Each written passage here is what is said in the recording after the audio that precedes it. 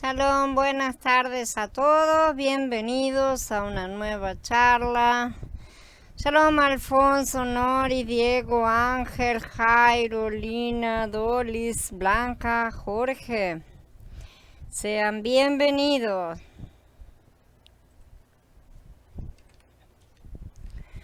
La historia de cada hijo de Elohim eventualmente será la historia de una progresión de lo natural a lo espiritual, pasando del reino de las tinieblas y la muerte a través del reino de la vivificación, el cambio y la transformación a la plenitud de la estatura y gloria a imagen y semejanza de Elohim, del mundo de los pecadores a través del reino de la congregación al poder y la gloria del reino de Elohim desde el altar de bronce del sacrificio por el pecado en el atrio exterior, pasando por el altar de incienso, la mesa de oración, alabanza y comunión del lugar santo hasta alcanzar la plenitud final y entrar en el lugar santísimo donde brilla la más excelente gloria de la majestad de Elohim.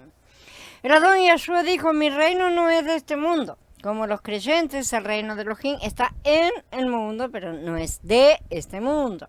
No está establecido por los métodos del mundo, no se maneja por las reglas de este mundo, ni está representado por ninguna nación de este mundo. El reino de Elohim se establece y mantiene sobre una base diferente a la de nuestro mundo. Esto nos lleva a una pregunta importante. ¿Es la congregación este reino de Elohim o es la congregación parte de este reino? Muchos proclaman que esta era actual es la era de la congregación y que la era venidera es la era del reino, separando así a la congregación del reino sobre la base de las eras. En verdad, la que se llama era de la congregación es la era de Shavuot, la próxima era del reino es la era de Sukkot. La diferencia entre ambas, más allá de los tiempos, que sí son marcados en el calendario de Yahweh, es una de relación y administración. El problema es que nuestro mundo material es muy separativo y calificativo, y mientras que el mundo espiritual es fluido, por lo que en el plano espiritual resulta normal el hecho de que las partes, o sea, las eras, contengan también partes de las eras anteriores y la edad de las por venir.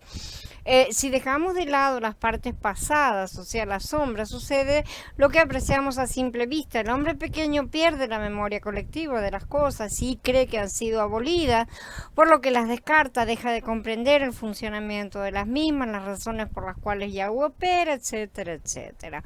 Él descarta y deja de comprender el funcionamiento. No puede entender cómo es que operan el resto de las cosas, porque la base de ese funcionamiento está en lo que cree descartar. Por otro lado, tenemos la contraparte, que es cuando la impaciencia de los hombres nos los lleva a querer tomar el reino por la fuerza, apropiarse de las cosas que serán como si ya fueran. Esto funciona así en el plano espiritual, pero no en el nuestro, que es un plano de progreso y desarrollo de las cosas. Acá el Padre está mostrando. Acá hay que esperar, guste o no, a los apurados que buscan espiritualizar lo que el Adón pretende manifestar con todo brillo y lujo. Y concluyen que ya estamos en la etapa final, que ya nacimos, estamos completados, justificando únicamente los delirios de unos pocos que la pasan bien y frustrando a la gran mayoría que no alcanza lo que esos otros solo imaginan. Si lo imaginan. Si tiramos el pasado, perderemos la historia de nuestra gestación, y si insistimos en adelantar el futuro, forzaremos nacimientos prematuros, pero la realidad es que nadie forzará el verdadero nacimiento, que incluye la glorificación del cuerpo. Mientras tanto, estamos en la mitad del proceso, la verdad llegando al final de esta etapa de la mitad, de la del medio, y en la cual lo que fue engendrado está siendo gestado dentro del vientre, o sea, en esta tierra. Entonces, la congregación es una realidad presente y el reino es también una realidad presente. Debemos comprender, estamos en la era de la congregación porque la meta de esta etapa ha sido sembrar la semilla en todas partes hasta el fin del mundo, ¿no es cierto? Llevando una gran cosecha que no ha sido aún cosechada, a pesar de los apurados de siempre. Mientras tanto, debemos entender que como etapas de un mismo y único proceso, tanto la gestación del embrión como su crecimiento en el vientre, tienen como objetivo final el nacimiento del bebé. Su manifestación completa y plena, cuando todo el mundo lo verá, Así también, de la misma manera, la era de Pesaj, engendrar el embrión, y la era de Shavuot, gestarlo en el vientre, tienen como objetivo la manifestación de este bebé espiritual, el cuerpo de Mashiach, para la era de Sukkot. Sin las primeras dos etapas jamás tendríamos un bebé, por lo que no podemos ni descartarlas como abolidas ni minimizarlas. Son parte de la obra del Adón, son gloria suya y no vamos a despreciarle nada. Pero aún estamos avanzando a la recta final. La mujer ya está con dolores de parto porque el hijo varón ya está a punto de ser dado a luz, y cuando nazca, ¿qué? Será arrebatado para el trono. Entonces, si decimos que la congregación no es el reino, es correcto, pero acá es donde el plano espiritual comienza a diferir del plano material, donde la madre y el hijo son cosas separadas. En el plano espiritual, al contrario, los hijos deben permanecer ligados a nuestro padre-madre, sí, por lo que la congregación también es parte del reino. Parte, ¿sí? Pero no es el reino en sí por completo. El reino es mayor que la congregación. Podemos ilustrar esto con cualquier estado de nuestros países que forman parte del país como un todo, sí, el estado, la provincia, como lo llamen, pero no son el país en sí mismo, son una parte, pertenecen al país, pero no son todo el país, ni cuantitativamente ni cualitativamente. Por eso el gobierno del país tiene autoridad sobre ese estado finalmente, y no al revés. De la misma manera que el poder del presidente de las cámaras trasciende el poder de los gobernadores de cada estado, es más importante, así también el dominio y la gobernación del reino con su rey sacerdote según el orden de Melquisedec, nuestra don Yeshua, trasciende los poderes y ministerios de la congregación con sus cargos y jerarquías, todo determinado precisamente por el Adón, el presidente, entre comillas, y apóstoles, profetas, evangelistas, pastores y maestros, todos estos están subordinados como está escrito. Durante la era de Shavuot, las funciones y cargos fueron levantados para el trabajo de la congregación. Por eso el orden de esta etapa fue: a unos puso Elohim en la congregación, primero apóstoles, luego profetas, lo tercero maestros, después milagros, luego dones de sanidades, ayudas, gobierno, diversidad de lengua, en Corintios 12. Corintios Aleph 12. Esta fue la centralidad de esta era que está pasando, la congregación y la distribución de las buenas nuevas a todos. Pero ahora, preparándonos para pasar a la era de Sukkot, la orden del reino es diferente. El Adón ha levantado, precisamente a través de la tarea realizada por la era de Shavuot, un cuerpo. Con tu sangre has redimido para Yahweh gente de toda raza, lengua, pueblo y nación. Tú los has constituido en un reino y sacerdotes para nuestro Elohim, y reinarán sobre la tierra, dice Gitgalut 5. En el 20 dice: bienaventurado y santo el que tiene parte en la primera resurrección. Sobre esto, en la segunda muerte, no tiene ningún poder, sino que serán sacerdotes de Elohim y del Mashiach, y reinarán con él por 1000 años. Este cuerpo es mayor que la congregación y es el corazón del programa de Elohim a medida que nos lleva hacia su glorioso reino. ¿Están ustedes moviéndose con él? Estoy convencida de que muchos grandes hombres y mujeres de Elohim de todas las épocas sí se movieron con él. ¿Ustedes están? Sin embargo, el reino nunca debe identificarse igualito a la congregación. Eso hay que tenerlo en cuenta. En ninguna parte del Berija ya se hace esta identificación. El reino es siempre anterior a la congregación. Elohim es rey. Como rey tiene un reino, y este reino existía desde antes que la congregación fuera formada. Y Hanan el Bautista anunció por primera vez el reino entre los hombres, y aún así el reino existía también mucho antes. El reino de Elohim existía antes de la caída del Adán primigenio, y continúa existiendo, aunque no en esta tierra. Y el Adón nos informa que parte al menos de este reino se mantuvo firme cuando dice: hágase tu voluntad en la tierra como en los cielos. Esto implica que en el cielo este reino está en ejercicio. Pero en la tierra el reino se manifestó a través de Yeshua HaMashiach, y él luego creó la congregación. Si no levantó el reino, mandó a los suyos a sembrar la semilla de la congregación para levantar un cuerpo. ¿Sí? Este cuerpo es el cuerpo de Mashiach, la suma de todos los que lo siguen obedientemente. Sus discípulos fueron los primeros heraldos del reino antes de que hubiera una congregación. Fueron enviados a proclamar lo que habían visto y oído de Yeshua acerca del gobierno de Elohim. Cuando Yeshua envió a los 12 y a los 70 en sus misiones, los envió como embajadores del reino. Eran una extensión de su propio ministerio y por lo tanto les dio el poder del reino. En todas partes proclamaron la llegada del reino, demostraron la autoridad del gobierno de Elohim con poderosas señales, maravillas y milagros. Reino y congregación son términos que se relacionan, pero no son sinónimos. El reino es la regla dinámica, el reino y la esfera en la que se expresa el gobierno de Elohim. La congregación es un cuerpo de personas, la congregación de creyentes, en los cuales también se manifiesta el gobierno de Elohim, pero de manera interna. El reino es la expresión externa de esta manifestación interna, y lo comprenderemos bien cuando seamos glorificados, y mucho más aún cuando Él vuelva a ser todo en todos. Entonces no habrá más divisiones, ni separaciones, ni diferencias, y todos volveremos a ser uno con Él. En Matías 6:33, Yeshua dijo: pero busquen primeramente el reino de Elohim y su justicia, y todas esas cosas les serán añadidas. A menudo este pasuk se ha utilizado para estimular la asistencia a la congregación. Coloca a la congregación primero, se dice el tema, sin embargo no es la congregación, sino el reino. La congregación es secundaria al cuerpo y al reino.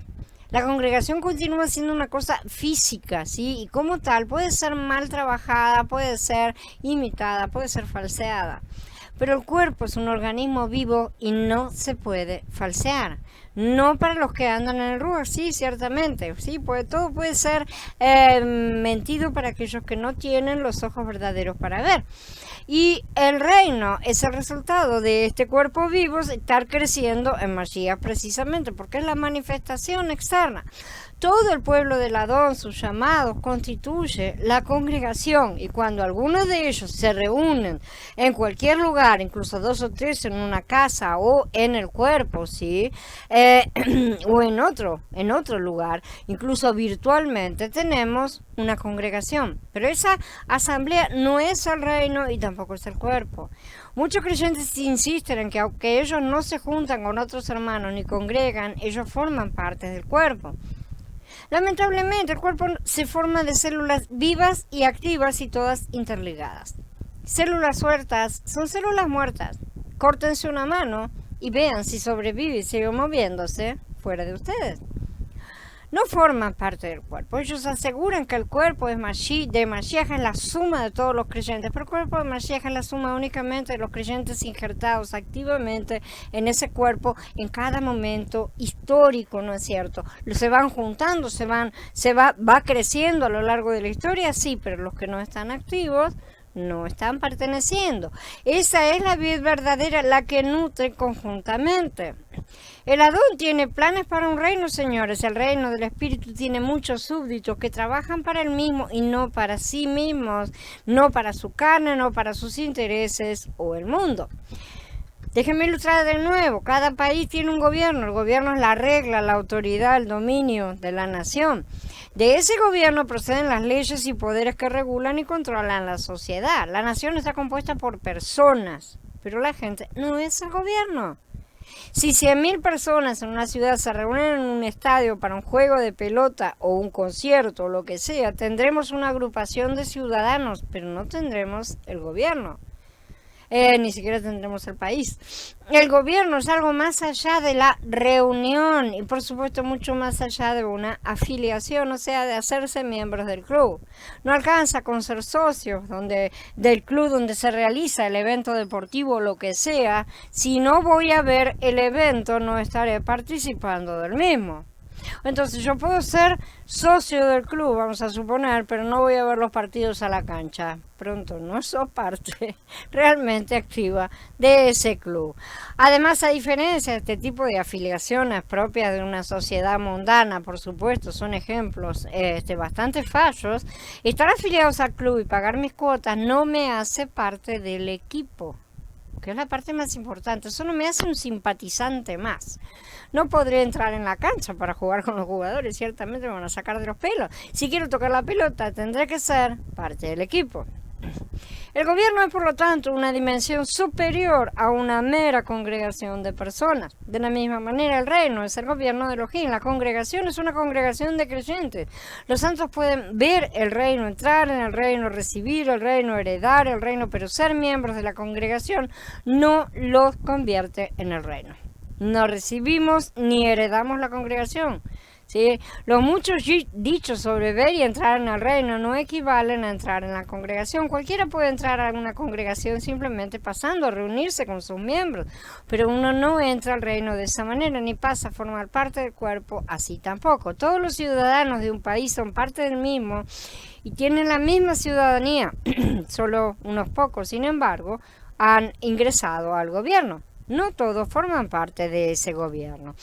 Ahora bien, el reino como esfera de gobierno de Elohim es invisible porque es el conjunto de acciones que sus miembros ejecutan cuando cumplen la voluntad del Padre y son un pueblo. Amén.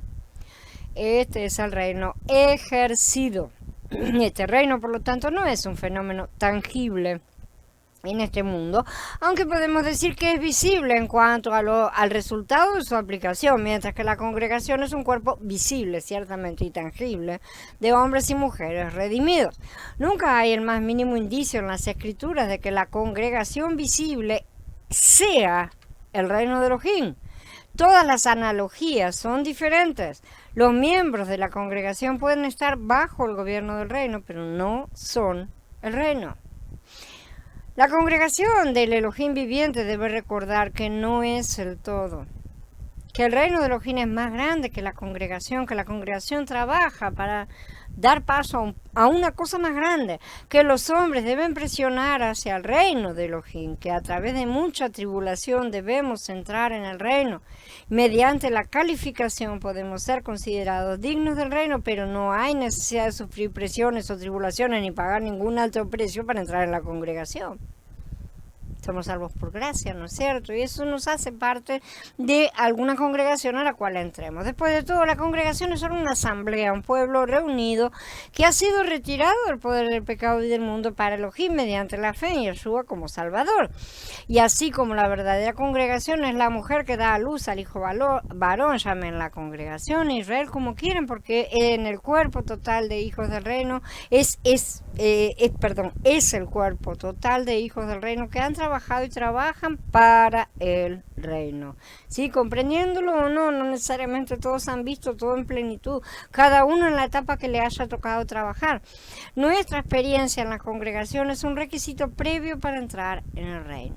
¿No es esta la misma razón por la que el Ruach HaKodesh testificó a una de las 7 congregaciones en el libro de Gigalut, en el capítulo 2?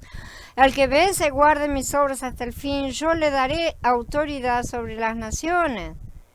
Y también al que venza, yo le concederé que se siente conmigo en mi trono, así como yo también he vencido y me he sentado con mi Padre en su trono.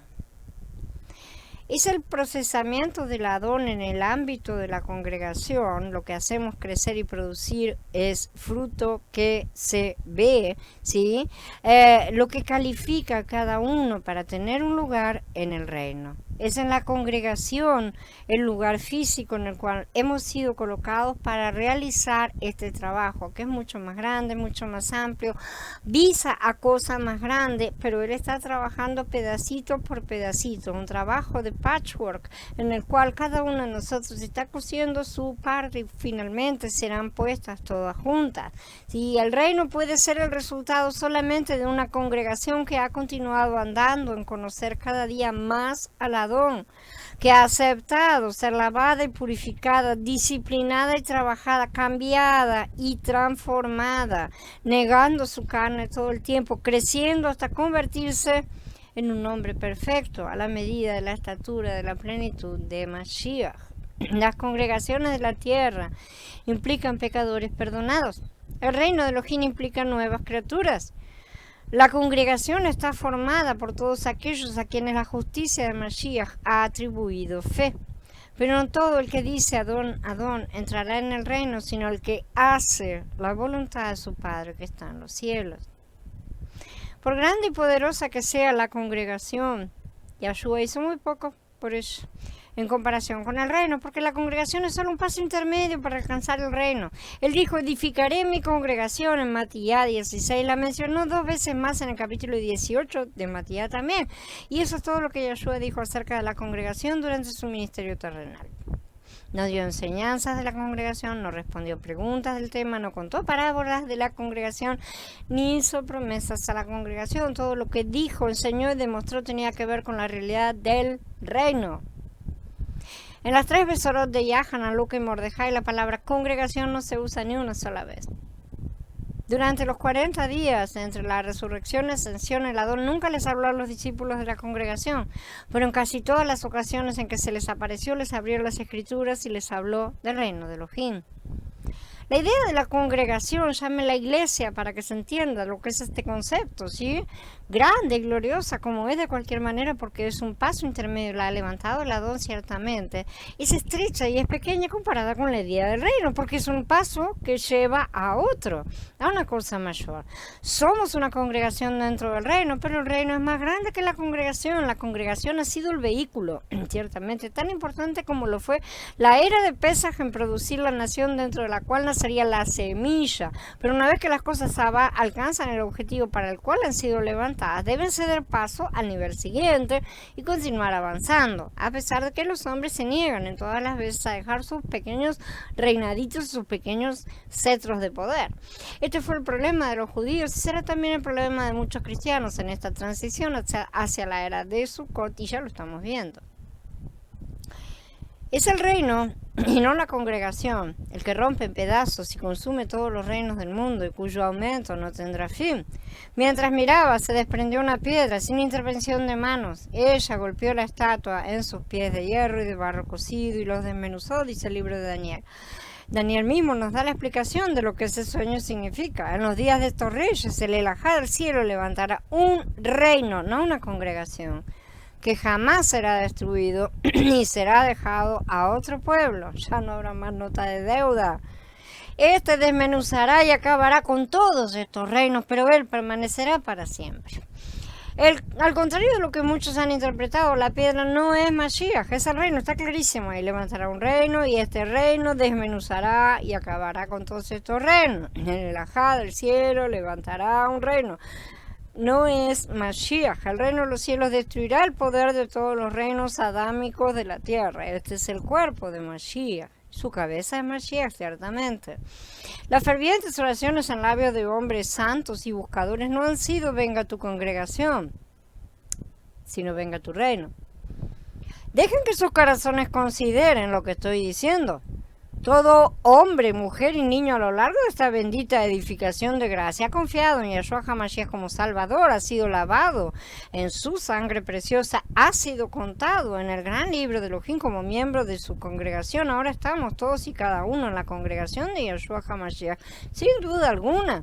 No necesitamos orar para ingresar, ni buscar ingresar, ni presionar para ingresar, ni hacer nada para ingresar o permanecer, ni tampoco debemos cumplir con cualquier requisito adicional para ingresar.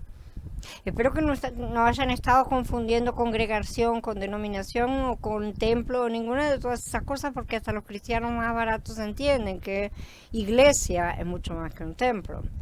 ¿Sí? Entonces ya ingresamos, ya formamos parte de la congregación. Nosotros somos la congregación, eso es solo por la fe en Yeshua HaMashiach y su salvación. Entonces se bautizaron los que con gozo recibieron su palabra, y el mismo día se les añadieron unas 3,000 almas, y el Adón añadía cada día a la congregación los que debían salvarse. Dice más, capítulo 2. Pero aquellos fieles y perseverantes que siguen para purificarse de la corrupción de la sangre, que no se esconden de la disciplina del Ruach, que cada día toman su madero y niegan su yo y su carne, que participan cada vez más de la naturaleza divina, vistiendo la mente de Mashiach, que ponen toda su diligencia en añadir a su fe virtud, a la virtud conocimiento, al conocimiento dominio propio, al dominio propio perseverancia, a la perseverancia piedad, y a la piedad afecto fraternal, al afecto fraternal el amor ágape.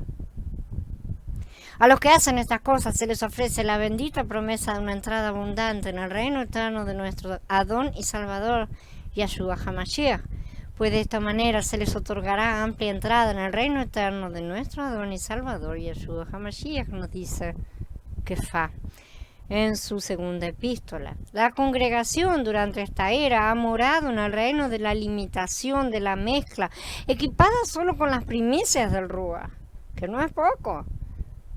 Como dijo verdaderamente Shaul, por la sabiduría que le fue concedida, porque en parte conocemos y en parte profetizamos, pero cuando venga lo perfecto, entonces lo que es en parte se acabará.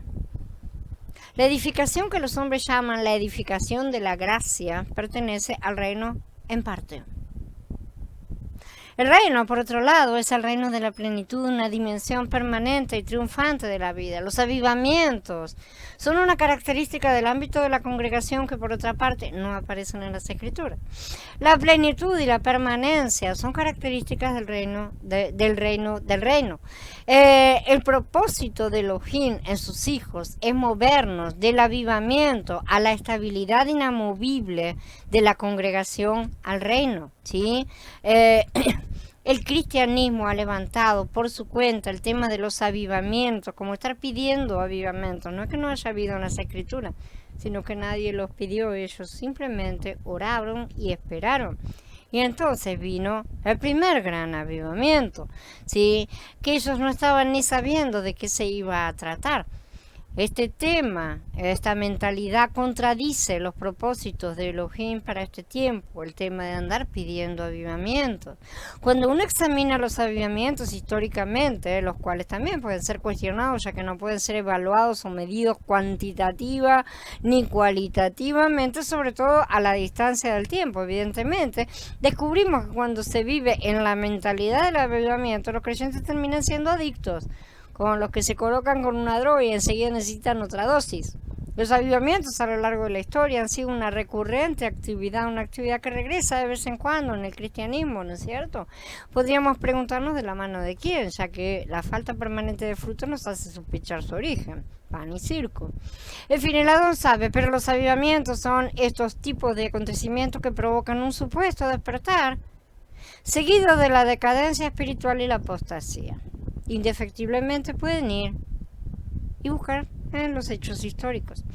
Esto, a mi modo de ver, los hace altamente sospechosos. No me parece que puedan provenir del cielo, ya que todas las acciones de Yahweh han alcanzado los resultados esperados, aunque a veces no sean los resultados que los hombres esperaban, por supuesto.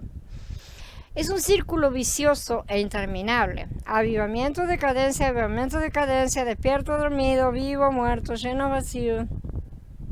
La simple alternancia de estos estados y el hecho de que la llenura se desvanece demuestra que difícilmente los avivamientos tengan origen verdaderamente espiritual y que vengan de Yahweh. Además, los avivamientos son ocasionales y variables, nunca responden a las cuentas del calendario de Yahweh, pero claro que no pueden porque el cristianismo lo ha desechado y abolido. En verdad, esto parece, como decimos, inyecciones de droga para que cada tanto la gente sea sacudida y tengan algo para recordar, ¿sí? No se ven frutos, ni verdaderos ni permanentes, lo único que se ve como resultado es gente con síndrome de abstinencia, corriendo de un lugar a otro buscando nuevos avivamientos, siguiendo las indicaciones de falsos pregoneros, falsos profetas que los instigan a ir de acá para allá mientras gritan, él está aquí, ahora está allá, y ellos salen a buscarlo. Nuestra oración debería ser: Adón desenmascara los avivamientos, se enseña a los hijos del reino que en todas las escrituras solo ha habido un derramamiento del Ruach, el de Pentecostés, Shavuot, que vino para entrar en los que creen que solo habrá el siguiente en su segunda venida en su Kadoshim. Si nuestra oración debe ser como nuestro Adón nos enseñó a orar: venga tu reino, no venga un avivamiento. No buscamos sensaciones, queremos crecimiento del verdadero, queremos vida. Y sabemos que no se consigue por andar saltando de un lado a otro como cabritas, por andar picoteando aquí y allá como gallinas. El verdadero avivamiento se produce en el interior de cada creyente, que se somete a la mano disciplinadora del Padre a través del actuar del Ruach en nuestro interior. Cada día que tomamos nuestro madero y negamos nuestro yo. Esta fue la orden de nuestro Adón: tomen su madero, nieguen su yo y síganme. No fue pidan avivamientos. La idea del avivamiento procede de la mente perezosa, la comodidad de la carne del hombre, no de la vida de sacrificio que implica el camino de santificación del Adón. No buscamos avivamientos, clamamos por el reino, ¿sí? Somos hijos del reino, la semilla del reino está firmemente plantada en nuestro interior, así como la semilla del cuerpo de Mashiach, todas las semillas que el Adón ha querido en su gloria y misericordia plantar dentro nuestro, y más que eso, hacer crecer en los corazones de los que no se retraen ni lo niegan delante de su propia carne, está ahí. Un hijo del reino es todo lo contrario de un avivador. En lugar de abogar y orar por un mover pasajero, realmente es de Elohim algo que en la era del Ruach derramado se desvanece como la gloria de Moshe. El embajador del reino, al contrario, ve la presencia del gobierno de Elohim como perpetuos, constantes, progresivos, nunca vacilantes y nunca retrógrados. No vuelven hacia atrás. Avanzamos hacia el reino, no nos sentamos a esperar avivamientos. Esta, por el contrario, es la constante de los creyentes carnales que buscan satisfacer sus sentidos sin tener que implicarse en sacrificios ni mucho menos en sacramiento, en crecimiento. Adoradores de su propia carne solo tienen obras de paja que arderán como paja, los dejarán tan desnudos delante del juez como las hojas de higuera. Nuestro Elohim se derrama y permanece y progresa de gloria en gloria, de reino en reino, de era en era, no fluctúa ni se inclina un poco aquí, un poco allá, ni cojea entre dos estados de ánimo ni dos pensamientos. Los hijos del reino son constructores que edifican un lugar para que Elohim habite permanentemente, no un lugar para que él los visite ocasionalmente. Seamos edificadores. Y Yeshua dijo, vendremos y haremos nuestro tabernáculo con él. Lo que Elohim desea en esta hora es un lugar para establecerse, un templo para morar, un trono para sentarse, una naturaleza en la cual formarse, un reino para gobernar desde su eternidad. El Elohim eterno no hace cosas perecederas ni pasajeras, trabaja para que todo sea establecido firmemente. El enfoque en el Berij Hadashah está en Mashiach y su reino, no en avivamientos. No leemos sobre avivamientos en ninguno de los escritos de los apóstoles. La palabra avivamiento, de hecho, no aparece en ningún diccionario de terminología del reino. En lo que respecta a la edificación del Berij Hadashah, el avivamiento es un concepto extrabíblico. No encontrarán la idea en ningún lado. Yeshua no prometió avivamientos. Los apóstoles nunca enseñaron, no exhortaron, ni dieron instrucciones acerca de pedir por avivamientos.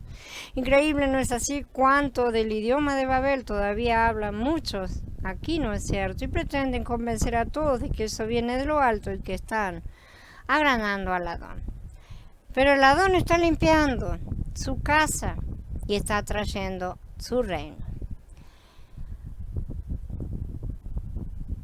Bien, damos por encerrada la charla y en breve nos reunimos para hablar un poco acerca de estas cosas. Shalom a todos, bendiciones a todos y que sigamos trayendo su reino.